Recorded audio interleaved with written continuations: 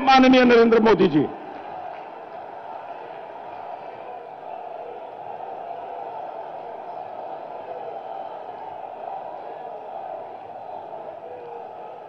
भारत माता की, भारत माता की, भारत माता की। मंच पर विराजमान भारतीय जनता पार्टी के सभी वरिष्ठ नेतागण, संसद में मेरे साथीगण, विधायकगण, भविष्य में बनने वाले सभी विधायकगण,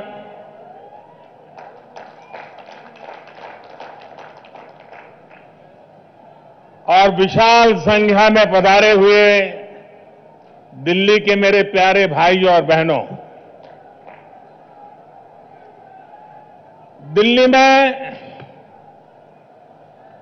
चुनाव की घोषणा के बाद ये मेरी पहली जनसभा है। बीते कई दिनों से भारतीय जनता पार्टी और सहयोगी दलों के कई वरिष्ठ नेता, तमाम उम्मीदवार, कार्यकर्ता और यहां के जागरूक नागरिक आपके बीच आ रहे हैं, अपनी बात रख रहे हैं। दिल्ली के लोगों का मन क्या है, ये बताने की जरूरत नहीं है, साफ साफ दिखाई दे रहा है।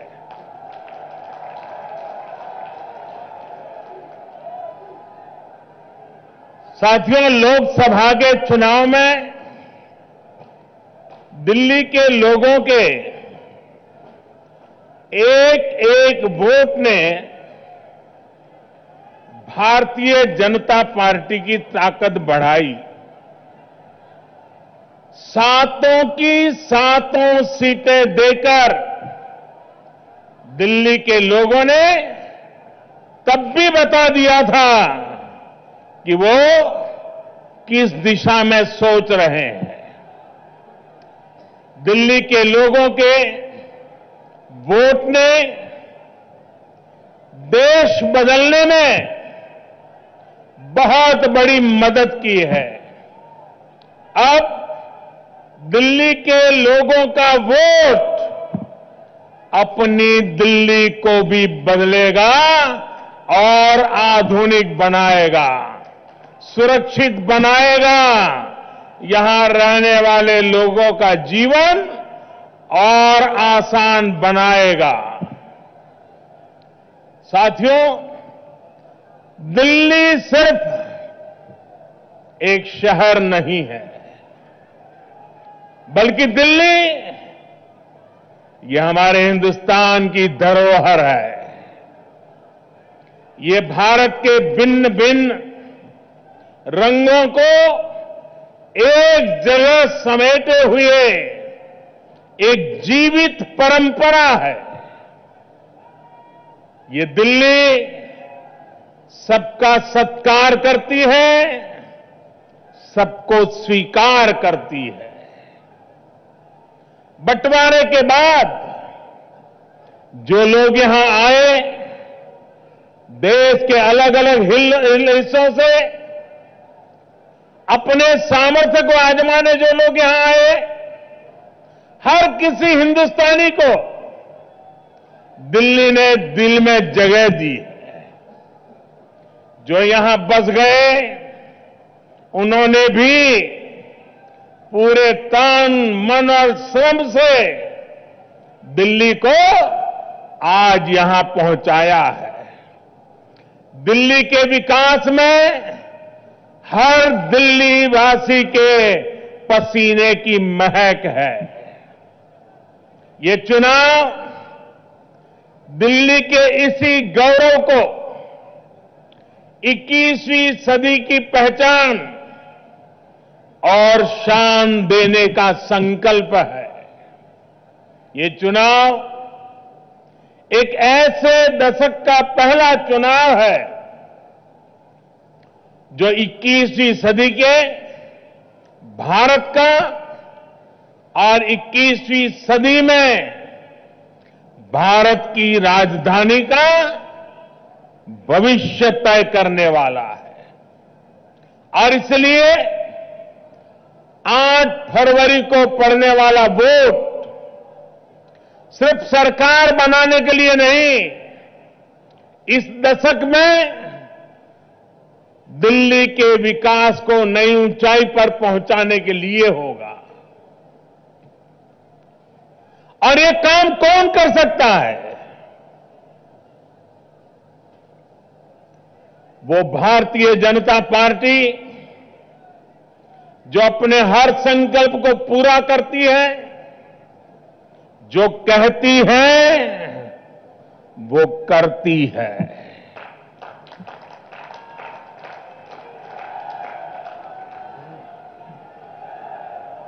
वो भारतीय जनता पार्टी जिसके लिए देश का हित, देश के लोगों का हित सबसे ऊपर है।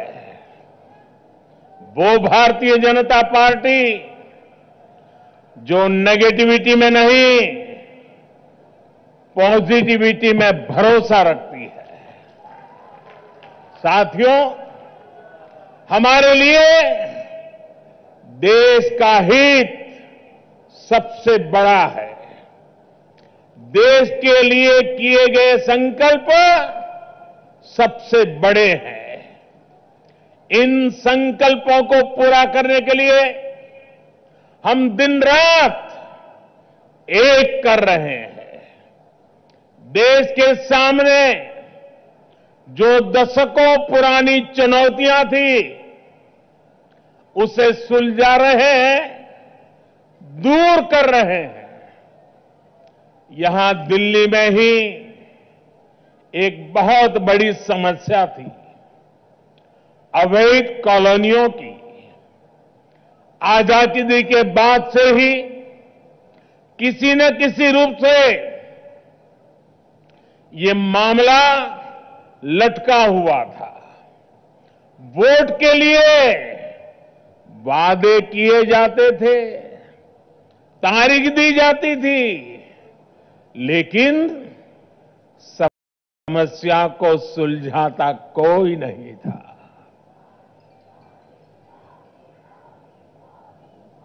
दिल्ली के 40 लाख से ज्यादा लोगों, जिसमें बड़ी संख्या में यहां पूर्वी और उत्तर पूर्वी दिल्ली के लोग हैं, उन्हें उनके जीवन की सबसे बड़ी चिंता से हमारी सरकार ने मुक्त किया है। जिन लोगों ने सोचा नहीं था कि वो अपने जीवन में कभी अपने घर की रजिस्ट्री करा सकेंगे, अब वो अपने घर का सपना सच होते हुए देख रहे हैं।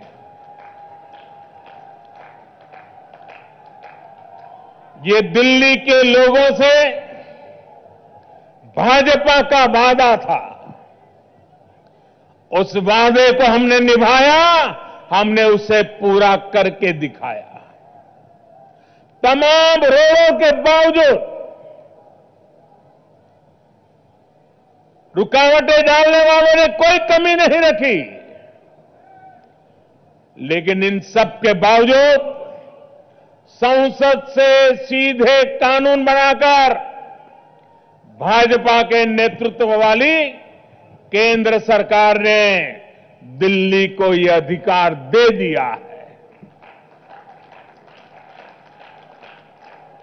अब आपको सरकारी बुलडोजर की चिंता से भी मुक्ति मिल चुकी है और गरिमापूर्ण जीवन का अधिकार भी मिला है। भाई और बहनों, 11 फरवरी के बाद जब दिल्ली में भाजपा की एनडीए की सरकार बनेगी तो इन सभी कॉलोनियों में विकास के काम और तेजी से आगे बढ़ेंगे। दिल्ली बीजेपी ने ये भी संकल्प लिया है, अपने संकल्प पत्र में, घोषणा पत्र में कहा है कि इन कॉलोनियों को तेज विकास के लिए कॉलोनी डेवलपमेंट बोर्ड बनाया जाएगा। मैं दिल्ली भाजपा को बहुत बहुत बधाई देता हूं उनके इस निर्णय के लिए। यही नहीं, जहां झुग्गी वहां पक्का घर भी बनेगा। झुग्गी में रहने वाले परिवारों को पक्का घर देने के लिए तेजी से काम किया जाएगा। ऐसा घर जिसमें टॉयलेट होगा, बिजली होगी, गैस कनेक्शन होगा, नल होगा और नल में जल होगा और जल भी शुद्ध होगा।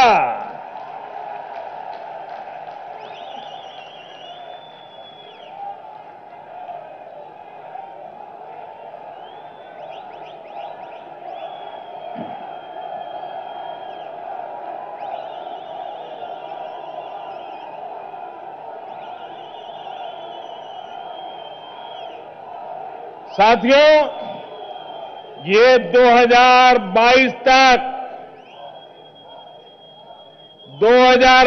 तक हमने सपना देखा है, हर गरीब बेघर को अपना पक्का घर देने के संकल्प का हमारा जो फैसला है उसी का ये हिस्सा है। प्रधानमंत्री आवास योजना की यही भावना है। इस योजना के तहत देश में गरीबों के लिए 2 करोड़ से अधिक घर बनाए जा चुके हैं। लगभग 2 करोड़ नए घर हमारी सरकार और बनाने जा रही है।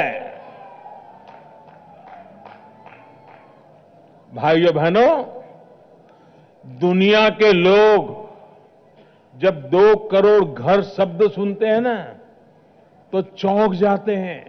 उनके देश की टोटल जनसंख्या से ज्यादा घर हमने बना दिए हैं। लेकिन मेरे दिल्ली के भाइयों बहनों, मैं आज मेरा दर्द आपको भी बताना चाहता हूं। इतना सारा काम देश में हुआ, गरीबों को रहने के लिए घर मिले, लेकिन यहां जो सरकार है वो गरीब बेघरों को घर नहीं देना चाहती। मुझे दुख होता है जब देखता हूं कि दिल्ली में प्रधानमंत्री आवास योजना लागू नहीं हो पा रही है। सोचिए, 5 साल में 2 करोड़ घर केंद्र सरकार ने देश भर में बनवाए और इसमें एक भी घर यहां दिल्ली में नहीं बन पाया। इस बैठी हुई सरकार की वजह से नहीं बन पाया। आप मुझे बताइए, गरीब को अपना पक्का घर होना चाहिए कि नहीं होना चाहिए?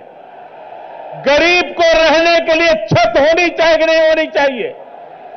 क्या गरीब की जिंदगी में बदलाव आना चाहिए कि नहीं आना चाहिए? क्या मोदी अगर ये काम करता है तो उस पर राजनीति करनी चाहिए क्या? यहां पर रुकावटें डालनी चाहिए क्या? भाइयों बहनों, हर बेघर अपना घर चाहता है। हर कोई चाहता है कि अपने बच्चों को एक अच्छे घर में छोड़ करके वो अपना जीवन पूर्ण करे। साथियों, जब तक, और ये बात मैं बहुत जिम्मेवारी से कह रहा हूं, जब तक ये लोग बैठे रहेंगे तब तक दिल्ली में लोगों की भलाई के काम वे रोकते ही रहेंगे, रुकावट डालेंगे, रोड़े अटकाएंगे, क्योंकि वो सिवाय राजनीति कुछ जानते ही नहीं है। इसलिए दिल्ली में अब देखिए 21वीं सदी के 2 दशक ऐसे लोगों के हाथ में गए कि आपको तो 21वीं सदी कहीं दूर दूर तक नजर नहीं आती है। और इसलिए भाइयों बहनों, 20 साल बहुत कुछ आपने देख लिया है, बहुत बर्बादी झेल चुके हैं। अब तो एक ही रास्ता बचा है और इसलिए दिल्ली में भाजपा का आना जरूरी है।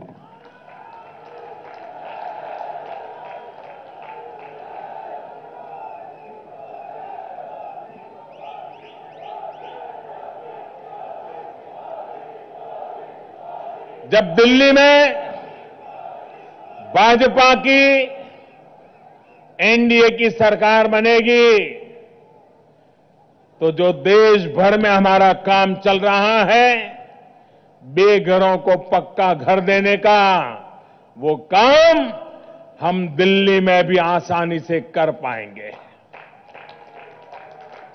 और घर में गैस होगा, पानी होगा, बिजली होगी, सारी बुनियादी सुविधाएं भी मिलेगी।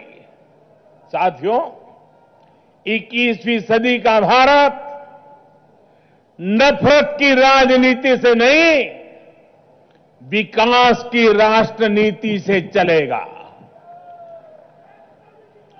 विकास की यही राष्ट्रनीति देश को गति भी देती और देश को नई ऊंचाई पर भी ले जाती है।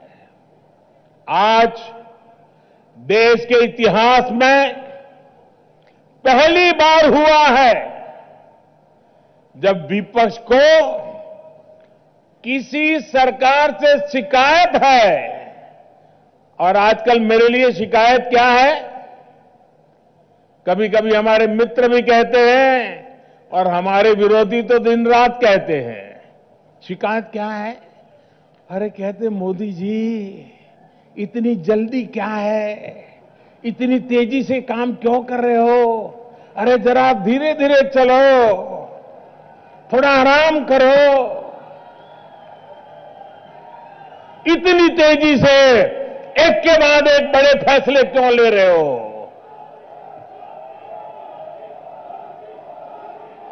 इसकी जरूरत क्या है? साथियों, देश को तेजी से विकास करना है तो उसे दशकों पुरानी समस्याओं और दशकों पुरानी चुनौतियों से मुक्ति पानी ही होगी।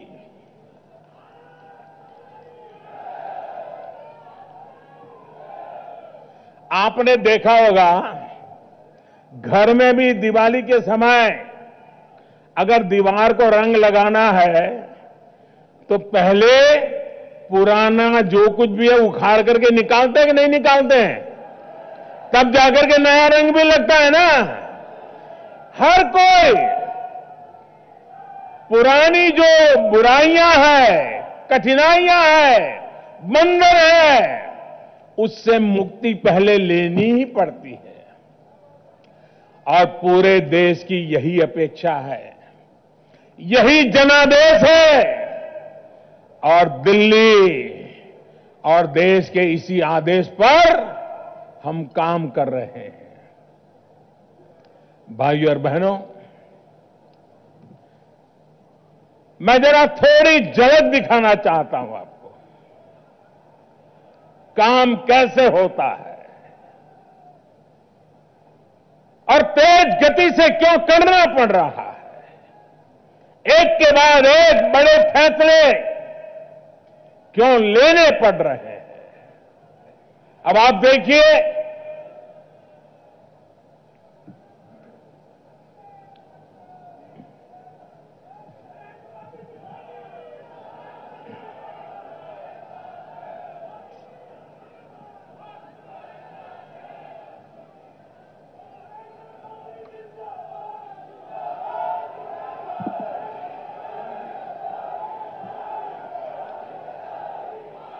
अब आप देखिए, आर्टिकल 370 से मुक्ति, आर्टिकल 370 से मुक्ति, 370 हटाना कितने साल बाद मिली? 70 साल बाद। राम जन्मभूमि पर फैसला स्वतंत्रता के कितने साल बाद आया? 70 साल बाद।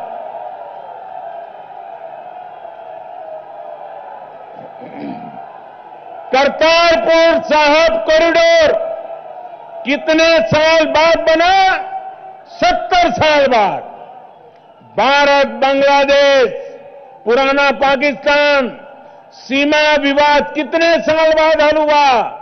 70 साल बाद। सीएए से हिंदुओं, सिखों, ईसाइयों को नागरिकता का अधिकार कितने साल बाद मिला? 70 साल बाद। शहीद जवानों के लिए देश में नेशनल वॉर मेमोरियल कितने साल बाद बना? 50-60 साल के बाद बना। शहीद पुलिस कर्मियों के लिए नेशनल पुलिस मेमोरियल कितने साल बाद बना? 50-60 साल के बाद बना। शत्रु संपत्ति कानून, एनिमी प्रॉपर्टी, यह काम विभाजन के तुरंत बाद होना चाहिए था। शत्रु संपत्ति कानून कितने सालों के बाद लागू हुआ? 50 साल के बाद। बोडो आंदोलन का समाधान करने वाला समझौता कितने साल बाद हुआ? 50 साल बाद। पूर्व सैनिकों को 1 रैंक 1 पेंशन का लाभ कितने साल बाद मिला? 40 साल के बाद। 84 के सिखों के साथ जो नरसंहार, उन दोषियों को सजा कितने साल बाद मिली? 34 साल के बाद। वायुसेना को नेक्स्ट जनरेशन लड़ाकू विमान कितने साल बाद मिले? 35 साल के बाद। बेनामी संपत्ति कानून कितने साल बाद लागू हुआ? 28 साल के बाद। त्रिपुरा में ब्रू शरणार्थियों के समझौता कितने साल बाद हुआ? 23 साल के बाद। चीफ ऑफ डिफेंस स्टाफ का गठन कितने साल बाद हुआ? 20 साल के बाद। देश में जीएसटी कितने साल बाद लागू हुआ? 17 साल के बाद। अनगिनत बातें बता सकता हूं।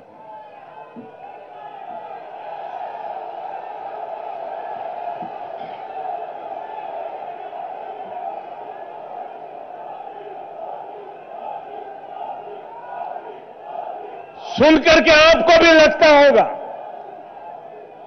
कि पहले की सरकारों ने कैसे कैसे देश को उलझा के रखा हुआ था।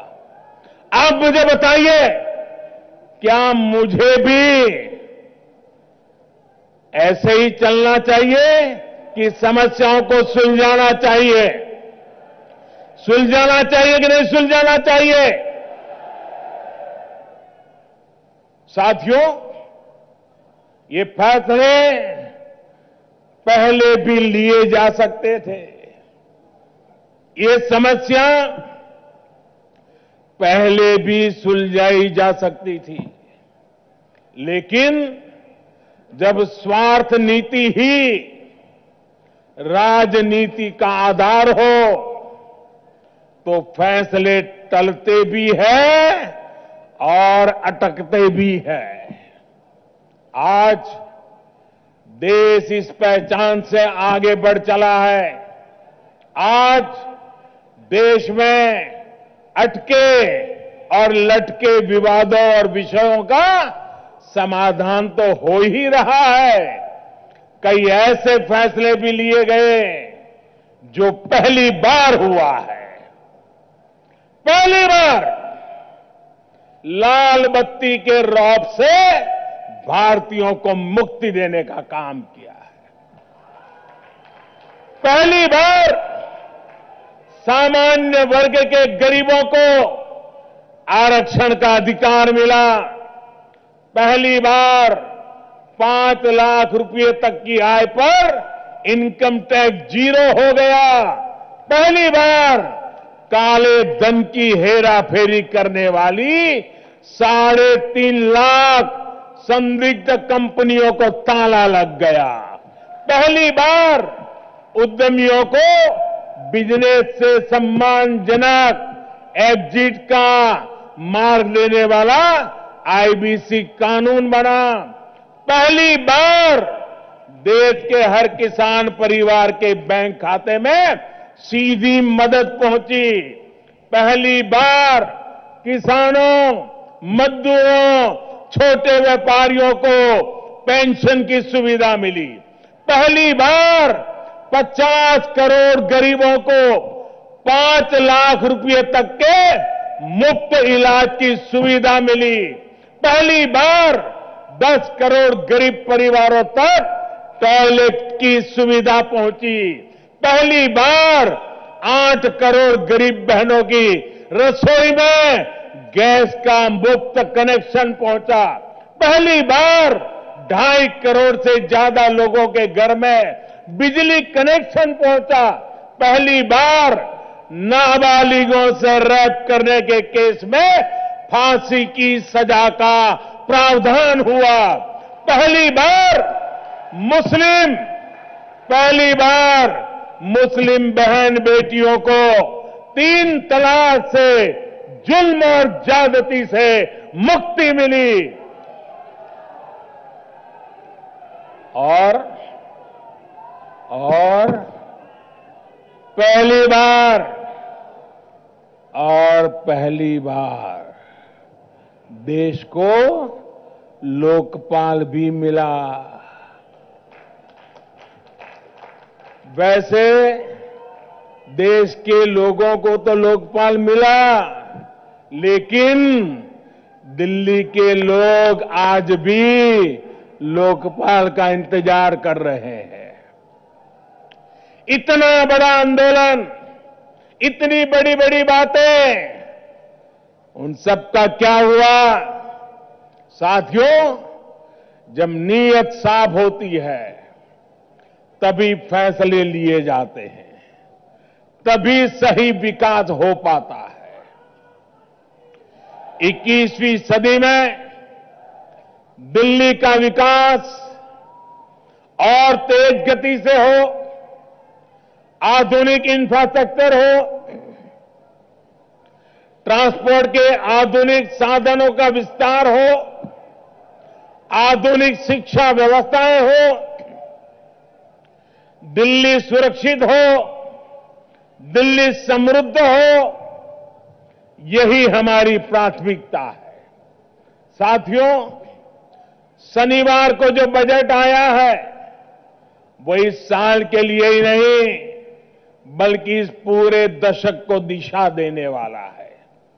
इस बजट का लाभ दिल्ली के नौजवानों, दिल्ली के व्यापारियों, यहां के मध्यम वर्ग को, निम्न मध्यम वर्ग को, गरीब परिवारों को, यहां की महिलाओं को, इन सबको लाभ पहुंचाने वाला ये बजट है।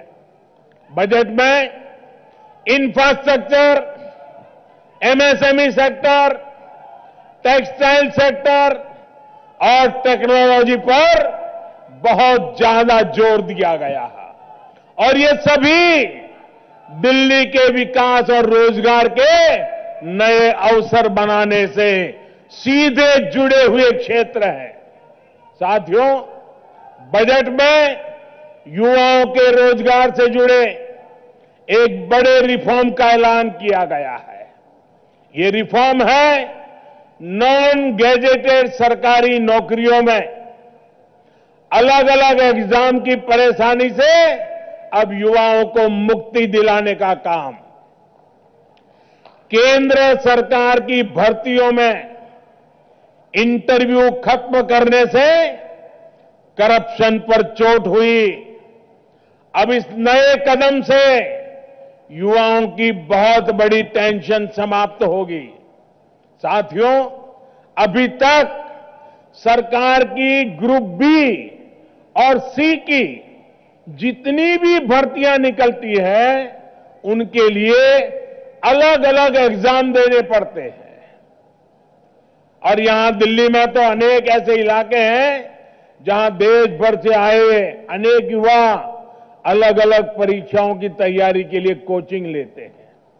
स्टूडेंट्स भी तनाव में, मां बाप को भी टेंशन, ऊपर से एक्स्ट्रा खर्चा लग जाता है।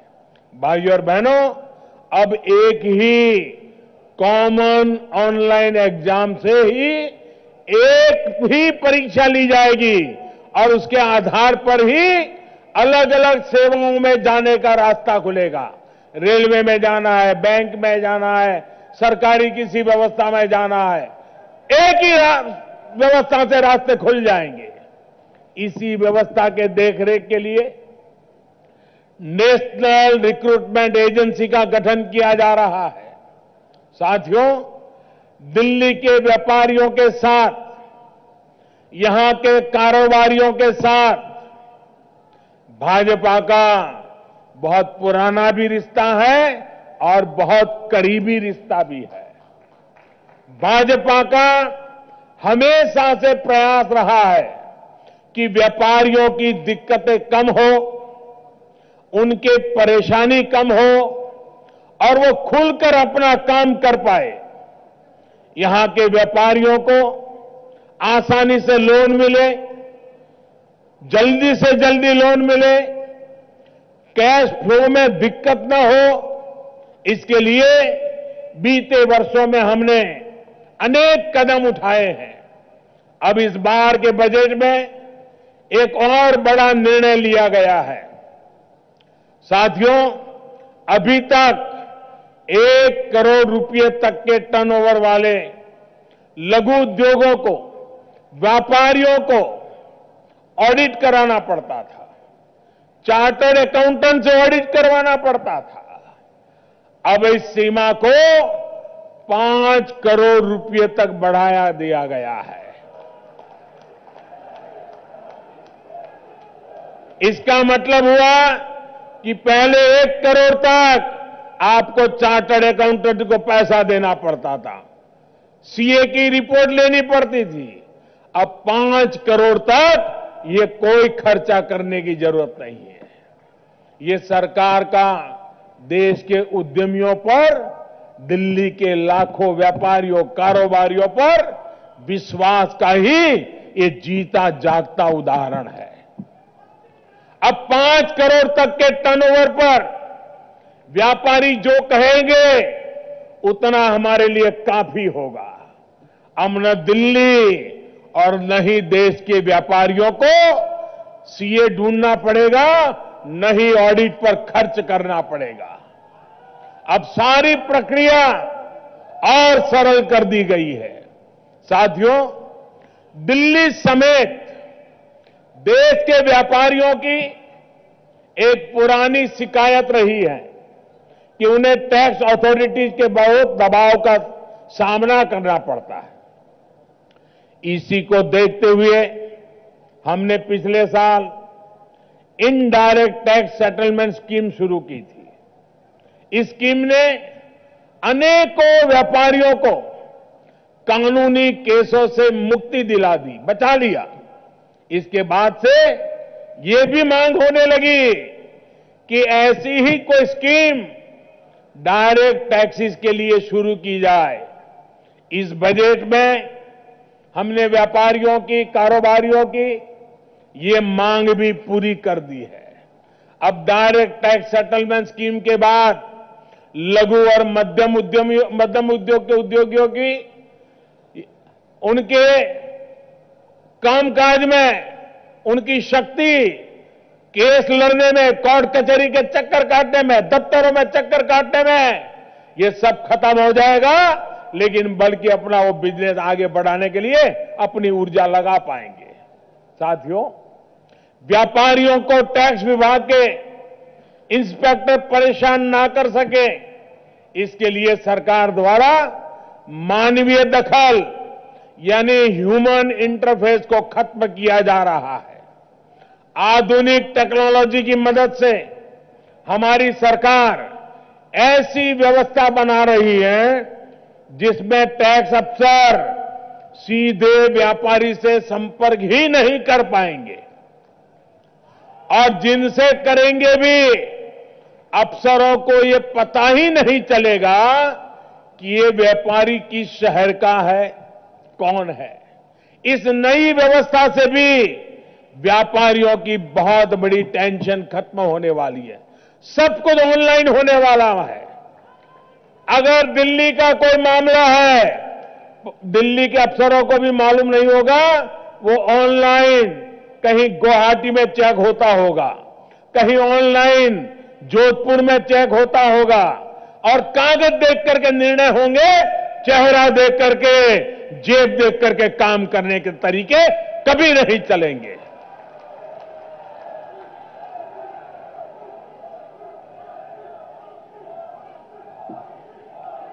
भाई और बहनों, दिल्ली, एनसीआर देश में इलेक्ट्रॉनिक्स, आईसीटी और दूसरी नेक्स्ट जनरेशन से जुड़ी टेक्नोलॉजी की मैन्युफैक्चरिंग का भी हब है। भारत इस सेक्टर में दुनिया में तेजी से आगे बढ़ रहा है। इसको विस्तार देते हुए बजट में अनेक प्रावधान किए गए हैं। मोबाइल फोन का निर्माण हो, डेटा सेंटर पार्क की स्थापना हो, बायोटेक्नोलॉजी हो, इसके लिए अनेक इनिशिएटिव लिए गए हैं। यही नहीं, 21वीं सदी में जो नई औद्योगिक क्रांति आ रही है, उसमें भारत अपनी टेक्नोलॉजी के मामले में कभी पीछे ना रहे, इसके लिए भी कदम उठाए जा रहे हैं। आर्टिफिशियल इंटेलिजेंस हो, इंटरनेट ऑफ थिंग्स हो, 5G टेक्नोलॉजी हो, इसमें रिसर्च और डेवलपमेंट को प्रोत्साहित किया जा रहा है। यही प्रयास हमारे युवाओं को भविष्य के रोजगार के लिए तैयार करेंगे और भारत को दुनिया का टॉप स्टार्टअप नेशन बनाएंगे। साथियों, स्टार्टअप्स में ईसॉप्स को लेकर बजट में जो ऐलान हुआ है, वो देश में स्टार्टअप इकोसिस्टम को नई ऊर्जा देगा। हमने स्टार्टअप में कर्मचारियों को दिए गए ईसॉप को 5 साल तक के लिए टैक्स फ्री करने की घोषणा कर दी है। स्टार्टअप्स को टैक्स हॉलिडे से भी जुड़ी कई घोषणाएं बजट में की गई है। साथियों, इस बजट में इसका भी ध्यान रखा गया है कि मध्यम वर्ग के टैक्स पेयर के हाथ में ज्यादा पैसे बचे। सरकार ने अब टैक्स की एक नई स्लैब का विकल्प दिया है। ये स्लैब सरल भी है और इसमें टैक्स बचाने के लिए कुछ खास योजनाओं में ही इन्वेस्टमेंट करने का दबाव भी नहीं है। इस स्लैब के तहत साल में 7.5 लाख तक कमाने वाले के लिए तो टैक्स सीधा 20% से घटकर 10% यानी आधा हो गया है। वहीं 15 लाख रुपये सालाना कमाने वाले व्यक्ति के लिए इस टैक्स सिस्टम में लगभग 80,000 रुपये तक की बचत संभव है। साथियों, हमारी सरकार देश के ईमानदार करदाता का हमेशा से सम्मान करती है। देश के विकास से जुड़ी योजनाओं का लाभ गरीबों तक पहुंचाने में उसका बहुत बड़ा योगदान होता है। अब तक देश में ऐसी व्यवस्था रही है कि टैक्स से जुड़े कानून लाकर टैक्स पेयर को यह बताया जाता रहा कि आपको इस कानून का पालन करना है, आपको ये करना है, आपको वो करना है। लेकिन जो लोग इस कानूनों का पालन करवाते हैं, जो टैक्स एडमिनिस्ट्रेशन संभालते हैं, उनकी भी तो देश के टैक्स पेयर के प्रति कुछ जिम्मेदारी बनती है। वो अपनी मनमानी नहीं कर सकते हैं। अब हमारी सरकार टैक्स एडमिनिस्ट्रेटर्स का दायित्व सुनिश्चित करने के लिए एक कानून बनाने जा रही है। टैक्स पेयर्स चार्टर हम अब लाने वाले हैं। इस चार्टर के माध्यम से ईमानदार करदाताओं के हितों की रक्षा की जाएगी। साथियों, इसके अलावा हम बैंकों को मजबूत कर रहे हैं। बैंकों की सेवाओं को देश के लिए, लोगों के लिए और सुविधाजनक बना रहे हैं। बैंकों में जमा आपके पैसे को अधिक सुरक्षा देने के लिए डिपॉजिट पर गारंटी को 1 लाख से सीधा बढ़ाकर 5 लाख रुपए किया गया है।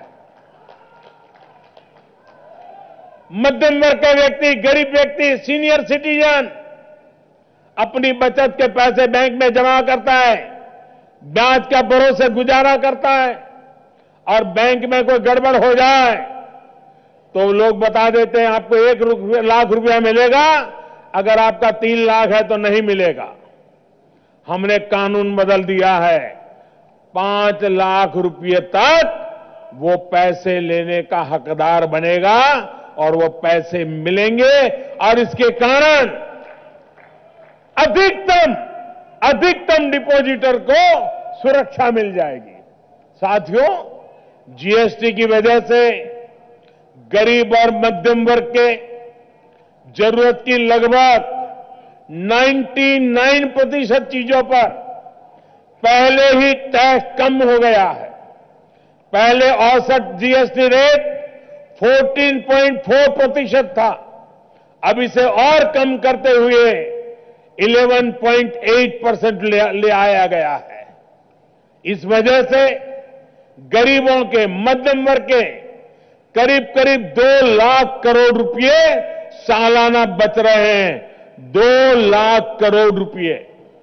जीएसटी ने व्यापारियों को भी अनेक तरह के टैक्सों के जाल से बचाया है। जीएसटी ने अनेकों चुंगियां, चेकपोस्ट खत्म कर दिए हैं। अब हरियाणा या यूपी सामान भेजना हो या वहां से मंगवाना हो, दिल्ली के व्यापारियों की दिक्कतें कम हुई हैं। अब तो फास्टैग भी आ गया है, जिससे आना जाना और आसान हुआ है।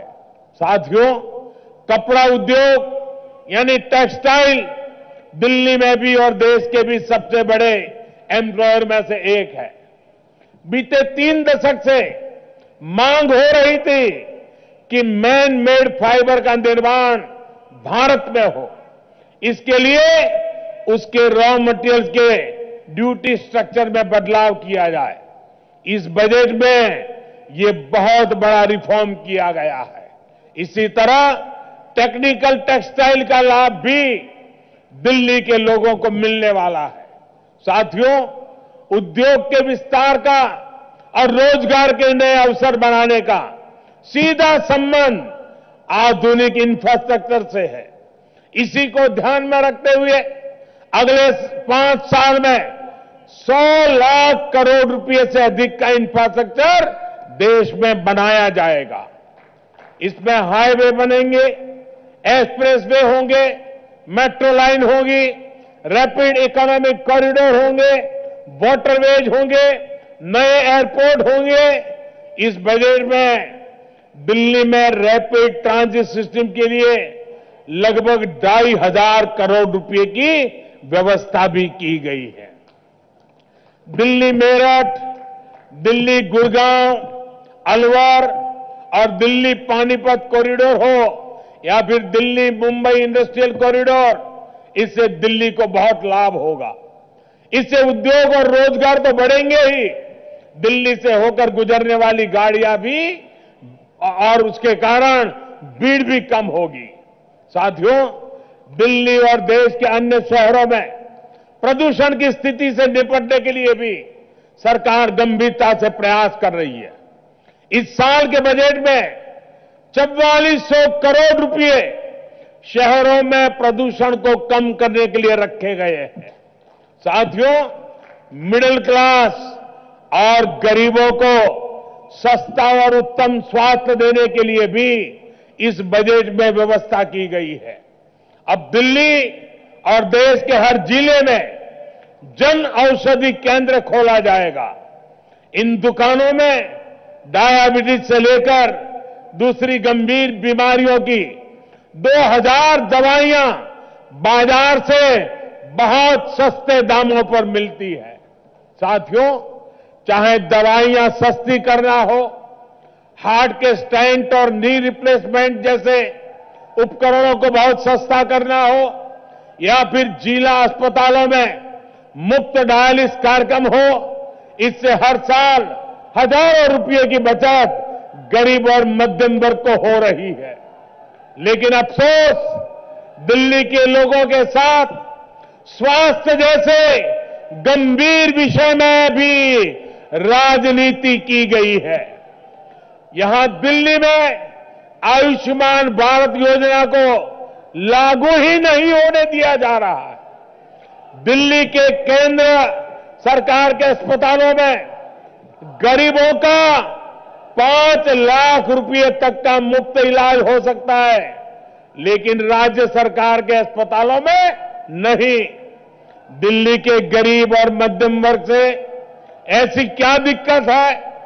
क्या राजनीति मानवता से भी बड़ी हो गई है? दिल्ली में आयुष्मान भारत योजना नहीं, दिल्ली में पीएम आवास योजना नहीं, दिल्ली में सरकारी बस सेवा खस्ताहाल, दिल्ली में नई मेट्रो लाइनों पर राजनीति, ऐसी दिल्ली तो दिल्ली के लोगों ने नहीं चाही है। कल मैं बिहार के मुख्यमंत्री श्रीमान नीतीश बाबू को सुन रहा था। वो कह रहे थे कि पटना से आने वाली बसों को दिल्ली में आने की अनुमति देने से ही मना कर दिया गया है। बिहार के लोगों के लिए, पूर्वांचल के लोगों के लिए ये कैसा पूर्वाग्रह है जो इस तरह के फैसले करवाता है? यही वो लोग हैं जो कहते हैं कि पूर्वांचल से 500 रुपये का टिकट लेकर बिहारी आता है और लाखों का इलाज कराकर चला जाता है। पूर्वांचल के लोगों के प्रति, बिहार के लोगों के प्रति यही इनकी सोच है। साथियों, मुझे याद है जब साल 2012 में बिहार अपनी शताब्दी मना रहा था, 100 साल हुए थे, तब गुजरात ने बहुत भव्यता के साथ बिहार शताब्दी महोत्सव मनाया था।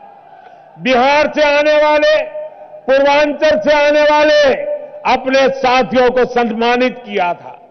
साथियों, संसार भर में भारत के सामर्थ्य को बढ़ाने में बिहार के लोगों की बहुत बड़ी भूमिका रही है।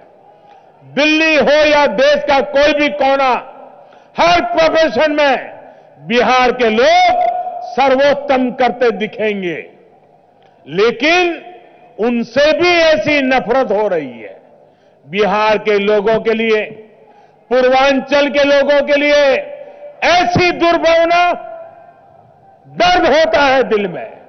साथियों, कुछ लोग राजनीति बदलने आए थे, उनका नकाब अब उतर चुका है। उनका असली रंग रूप और मकसद उजागर हो गया है। लेकिन याद है आपको, जब सर्जिकल स्ट्राइक हुई थी तब यही दिल्ली में देश की सेना पर हमारे वीर जवानों को कटघरे में खड़ा कर देने वाले लोग आए थे। ये लोग शक कर रहे थे कि हमारे जवानों ने आतंकियों को घर में घुसकर मारा भी है या नहीं मारा। सेना को सवाल पूछते थे। ये लोग देश की सेना पर शक करें, उसका अपमान करें। क्या ऐसी दिल्ली वालों ने कभी चाही थी क्या? साथियों, एक समय था जब दिल्ली में आए दिन आतंकी हमलों की वजह से बम धमाकों में निर्दोष लोग मारे जाते थे। देश के सुरक्षा बलों और दिल्ली के लोगों की सतर्कता से अब ये हमले होने होते हुए रुक गए हैं। लेकिन याद करिए, जब इन्हीं हमलों के गुनहगारों को दिल्ली पुलिस ने बाटला हाउस में मार गिराया तो उसे फर्जी एनकाउंटर कहा गया। यही वो लोग हैं जिन्होंने बाटला हाउस में आतंकियों को मारने पर दिल्ली पुलिस के खिलाफ कार्रवाई की मांग की थी। यही वो लोग हैं जो भारत के टुकड़े टुकड़े करने की इच्छा रखने वाले को आज तक बचा रहे हैं। क्या दिल्ली के लोग ये भूल सकते हैं? भाइयों बहनों, इसकी वजह क्या थी? वोट बैंक की राजनीति, तुष्टीकरण की राजनीति। क्या ऐसे लोग दिल्ली में विकास के लिए सुरक्षित वातावरण दे सकते हैं? कतई नहीं दे सकते। साथियों, सीलमपुर हो, जामिया हो या फिर शाहीन बाग, बीते कई दिनों से सिटीजनशिप अमेंडमेंट बिल को लेकर प्रदर्शन हुए। क्या ये प्रदर्शन सिर्फ एक संयोग है? जी नहीं, ये संयोग नहीं, ये एक प्रयोग है। इसके पीछे राजनीति का एक ऐसा डिजाइन है जो राष्ट्र के सौहार्द को खंडित करने के इरादे रखता है। ये सिर्फ एक कानून का विरोध होता तो सरकार के तमाम आश्वासनों के बाद ये समाप्त हो जाना चाहिए था। लेकिन आम आदमी पार्टी और कांग्रेस राजनीति का खेल खेल रहे हैं और वो सारी बातें अब उजागर हो चुकी है। संविधान और तिरंगे को सामने रखते हुए ज्ञान बांटा जा रहा है और असली साजिश से ध्यान हटाया जा रहा है। साथियों, हमारा संविधान ही देश की न्यायपालिका, हमारी अदालतों का आधार है। संविधान की भावना के अनुरूप ही न्यायालय चलते हैं, लोगों को इंसाफ देते हैं। समय समय पर अलग अलग केसों में अदालतों की, हमारे देश की सर्वोच्च अदालत की भावना यही रही है कि विरोध प्रदर्शनों से सामान्य मानवी को दिक्कत न हो, देश की संपत्ति का नाश न हो। प्रदर्शनों के दौरान हुई हिंसा, तोड़फोड़, आगजनी पर हमेशा सुप्रीम कोर्ट, हाई कोर्ट ने अपनी नाराजगी जताई है। लेकिन ये लोग अदालतों की परवाह नहीं करते हैं, ये कोर्ट की बात ही नहीं मानते और बातें करते हैं संविधान की। जिस संविधान ने न्यायपालिका को बनाया और न्यायपालिका जो कह रही है उसको मानने को तैयार नहीं और दुनिया को संविधान दिखा रहे हो। अब देखिए इस वजह से कितनी दिक्कत हो रही है। दिल्ली से नोएडा जाने वाले लोगों को दिल्ली की जनता इसे देख भी रही है, समझ भी रही है, वो चुप है, साइलेंट है और वोट बैंक की इस राजनीति को देखकर दिल्ली का नागरिक गुस्से में भी है। साथियों, इस